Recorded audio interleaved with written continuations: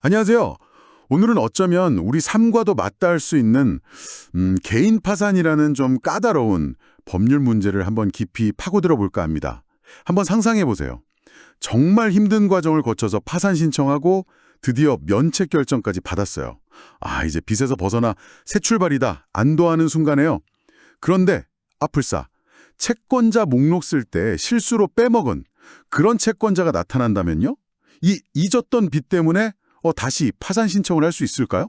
네, 그야말로 채무자 입장에서는 정말 눈앞이 캄캄해지는 그런 상황일 수 있습니다. 그렇죠. 면책이라는 어떤 법적인 보호막지에 이제 좀 숨으려고 했는데 예상치 못한 공격수가 나타난 셈이니까요. 이게 법적으로도 상당히 좀 복잡한 문제입니다. 바로 그 지점을 좀 파고들려고요. 저희가 서울회생법원의 원용일 부장판사님이 쓰신 자료를 좀 살펴볼 건데요. 채권자 목록 누락채권에 대한 제도의 파산 신청. 아, 네네. 이 제목의 문서입니다. 실제 법원에서 이 문제를 어떻게 다루는지 그 실무적인 고민이나 법 해석 같은 것들이 잘 담겨 있는 자료라고 할 수 있겠죠? 맞습니다. 이 문서는 그냥 법조항만 쭉 나열한 게 아니고요. 왜 이런 문제가 생기는지, 또 법원이 어떤 가치들을 이렇게 저울질하면서 판단하는지 그런 걸 좀 생생하게 보여줍니다. 특히 그 채무자의 새 출발 기회를 보정하는 거랑 또 채권자 보호, 그리고 제도 남용 방지 이 세 가지 가치가 어떻게 부딪히고 또 조율되는지가 핵심이라고 할 수 있죠. 왜 그냥 다시 파산 신청할게요? 이게 간단치가 않은지, 법원은 또 뭘 중요하게 보는지, 그리고 이 모든 게 빚을 진 당신, 아니면 또 돈을 빌려준 당신에게 현실적으로 어떤 의미가 있는지 이걸 좀 명확하게 이해해보는 겁니다. 그렇죠. 이미 면책받아서 이제 굴레를 벗어나려는 채무자하고 또 자기 권리를 주장하는 그 누락된 채권자. 이 팽팽한 줄다리기 속에서 법원이 과연 어떤 선택을 할까? 다시 한번 기회를 줄지 아니면 원칙을 지킬지 그 핵심 논점들 지금부터 하나씩 좀 풀어가 보죠. 좋습니다.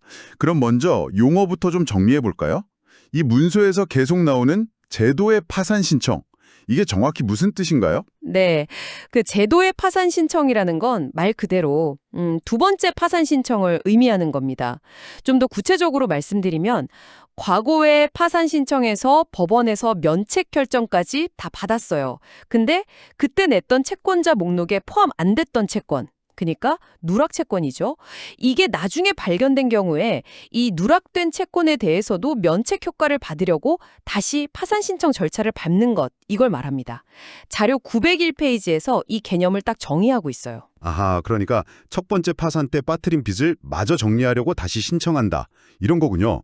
근데 이게 예전에는 법원에서 그렇게 곱게 보진 않았다. 이런 말씀이시죠? 약간 편법처럼 느껴질 수도 있겠네요. 정확합니다. 그 전통적으로 법원은요, 동일한 지급불능 상태를 이유로 또 파산 신청하는 거에 대해서 상당히 좀 부정적이었어요.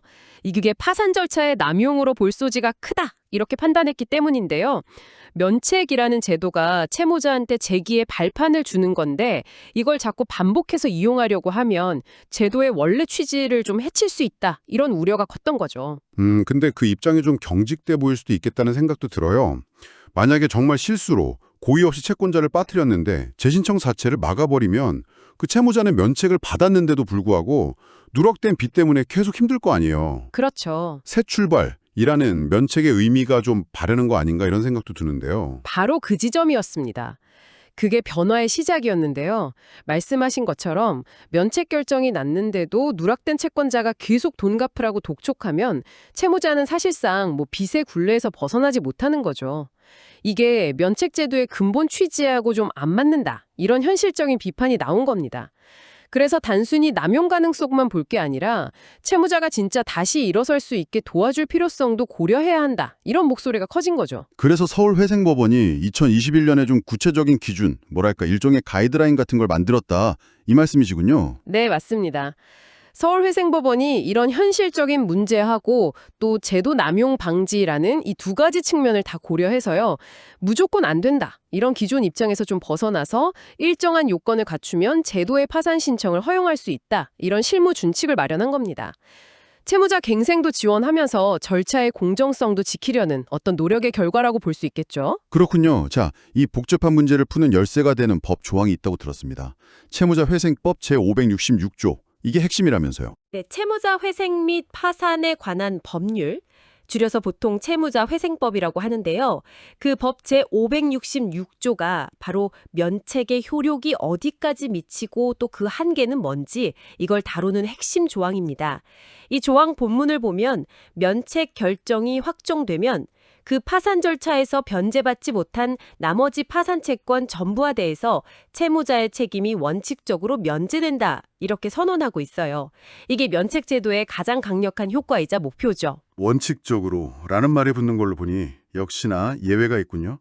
모든 빚이 그냥 다 사라지는 그런 마법은 아니라는 거겠죠. 그렇습니다.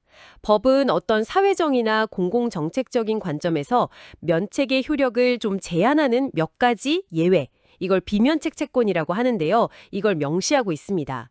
대표적인 게 벌금, 과태료 같은 형사나 행정제재금, 각종 세금, 그리고 채무자가 고의로 저지른 불법 행위로 인한 손해배상 채무라던가 아니면 중대한 과실로 타인의 생명이나 신체를 침해한 불법 행위로 인한 손해배상 이런 것들이 있어요. 이런 채권들은 면책을 받더라도 여전히 갚아야 할 책임이 남는 겁니다. 그리고 오늘 주제랑 직결되는 가장 중요한 대외 조항이 바로 그 목록에 있다는 거죠. 네, 바로 채무자회생법 제566조 제7호입니다. 이 조항은 채무자가 악의로 채권자 목록에 기재하지 아니한 청구권은 면책되지 않는다. 이렇게 명확히 규정하고 있어요. 여기서 핵심 키워드가 바로 악의입니다. 악의요? 네, 즉 채무자가 어떤 채권자의 존재를 알면서도 일부러 숨겼거나 아니면 알았어야 하는데도 중대한 부주의로 빠뜨렸다. 그러면 그 채권에 대해서는 면책의 효과가 미치지 않는다. 이런 뜻입니다. 악의라. 그러니까 고의나 중과실이 있었냐 없었냐 이게 완전 결정적인 갈림길이 되는 거군요. 그럼 다시 첫 번째 쟁점으로 돌아가서요. 이 제도의 파산 신청이 과연 허용될 수 있느냐 이 문제인데요.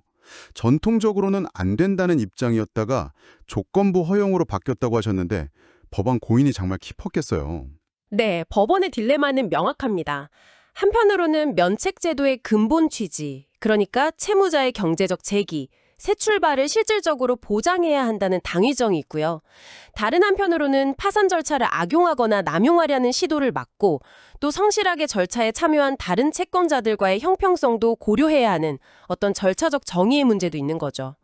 이 두 가지 가치를 어떻게 조화시킬 거냐, 이게 법원의 가장 큰 고민거리였습니다. 그러니까 단순히 제가 깜빡하고 이 채권자를 빠뜨렸어요. 다시 신청할게요. 라고 해서 그냥 무조건 받아주는 건 절대 아니라는 거군요.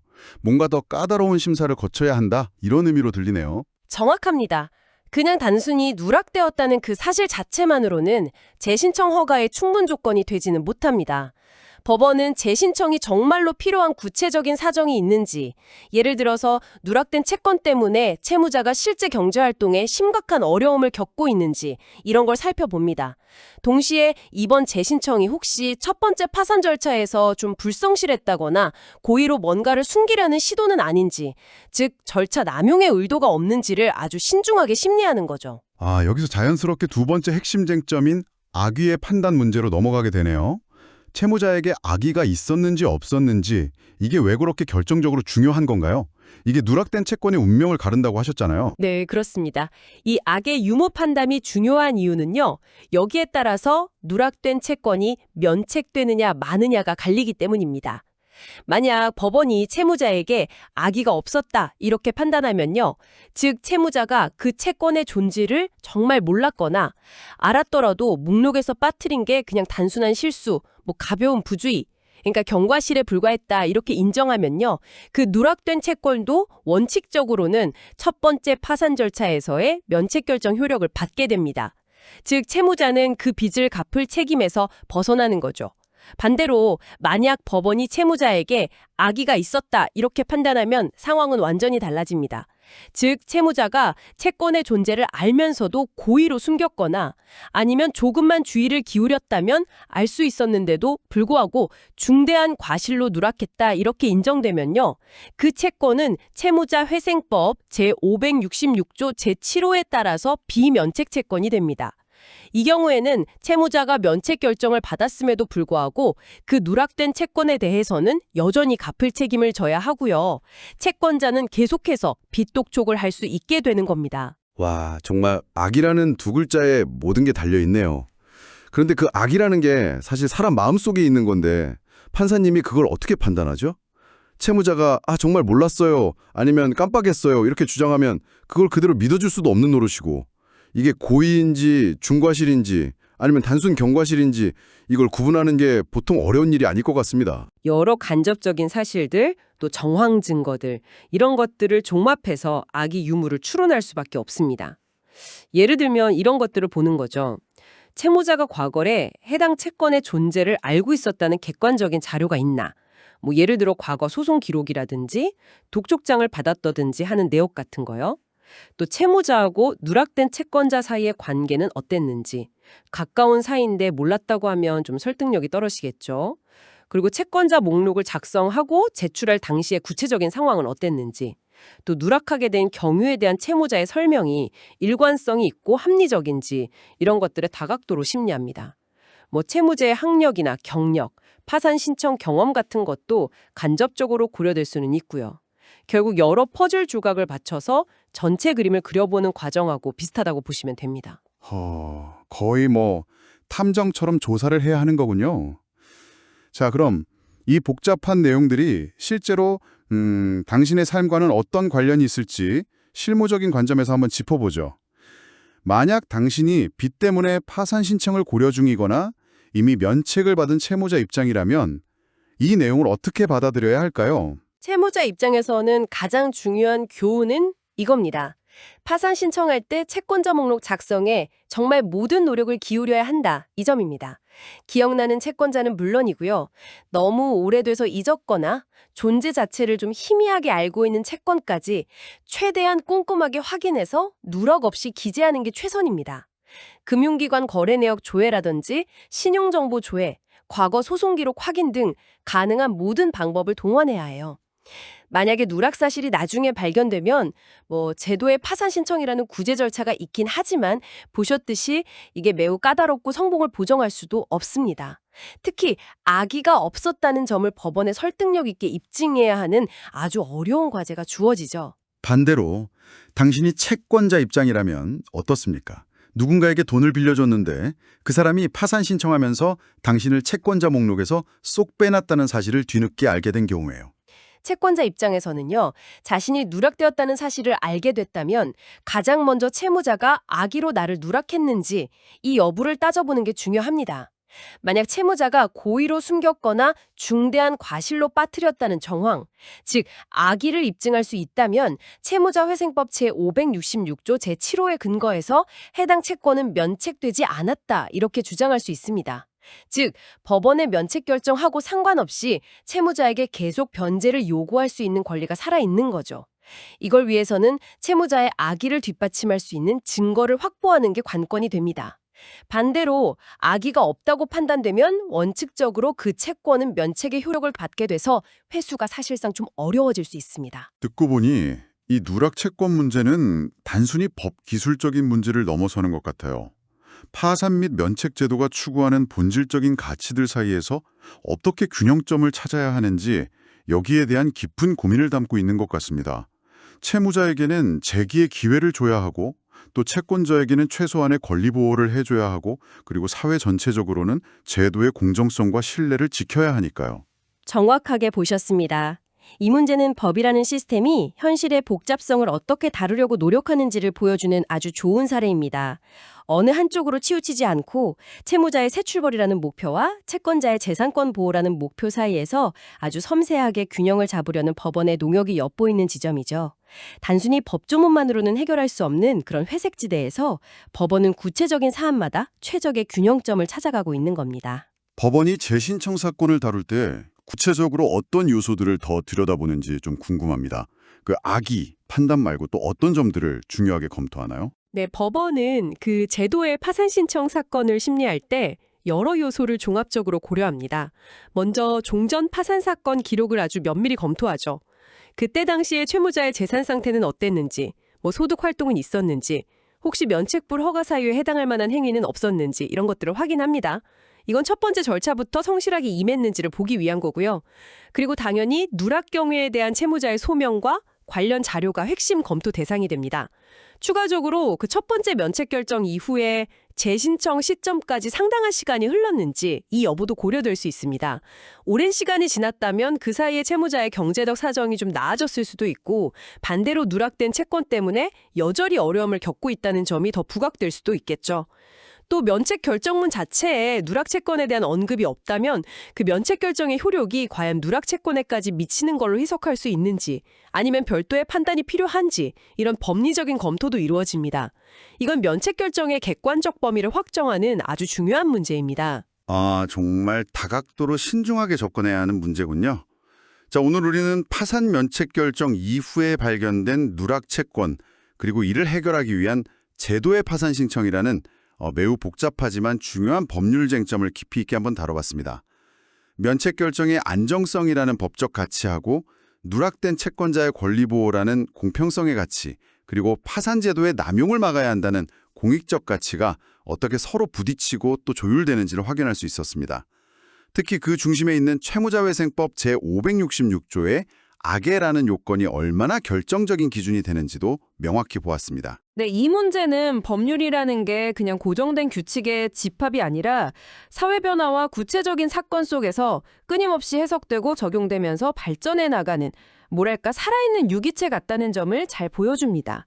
서울회생법원이 제도의 파산 신청에 대한 구체적인 실무 준칙을 마련한 것처럼 법원은 현실에서 발생하는 문제점들을 외면하지 않고요. 제도의 취지를 살리면서도 공정한 해결책을 찾기 위해 끊임없이 노력하고 있습니다.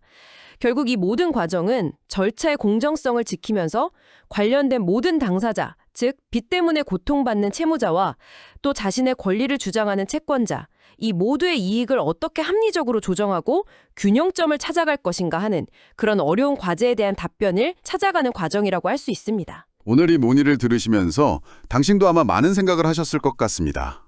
마지막으로 이런 질문을 한번 던져보면서 마무리할까 하는데요. 만약 당신이 이 법을 만들거나 혹은 이처럼 복잡한 사건을 판단해야 하는 판사라면 어떤 결정을 내리시겠습니까? 한 사람의 인생을 다시 시작하게 해줄 수 있는 새 출발의 가치와 정당한 권리를 주장하지만 목록에서 빠져버린 채권자의 권리 보호라는 가치 사이에서 당신은 어디에 무게를 두시겠어요? 더 나아가서 채무자가 단순히 꼼꼼하지 못했던 부주의와 의도적으로 채권자를 속이려 했던 악의 사이의 그 미묘한 경계선은 과연 어디에 그어야 할까요?